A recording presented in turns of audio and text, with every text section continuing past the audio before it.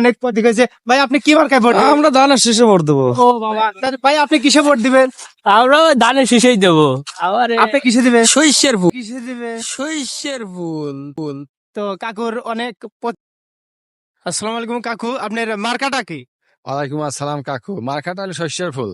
কাকু সবাই ধানের শীষ নিল, নৌকা নিল, পাখা নিল, আপনি শস্য ফুল কেন নিলেন? শস্যের ফুল নিলাম কাকু, মানে যে আমরা শস্য ভালোবাসি তাই শস্যের ফুল।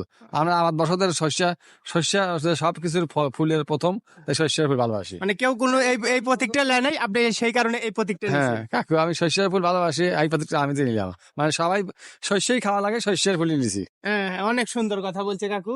কাকু কিন্তু শস্যের ফুল নিছে। আপনারা সবাই শস্যের ফুলে বেশি বেশি। আপনি কিসে ভোট দিবেন? ফুল মার্কাই দেবো, শস্য ফুল। শস্য ফুল। Yes. অনেক সুন্দর, কাকুর অনেক প্রতীক হয়েছে। ভাই আপনি কি মার্কায় ভোট দিবেন? আমরা ধানের শীষে ভোট দেবো। ও বাবা, ভাই আপনি কিসে ভোট দিবেন? আমরা ধানের শীষেই দেবো। আবার আপনি কিসে দিবেন? শস্যের ফুল। তো কাকুর অনেক প্রতীক ছিল, কিছু ধানের শীষ, কিছু শস্য ফুল। আপনারা সবাই শস্য ফুলে ভোট দিবেন, সবাই ফুলের মতো খালি শস্য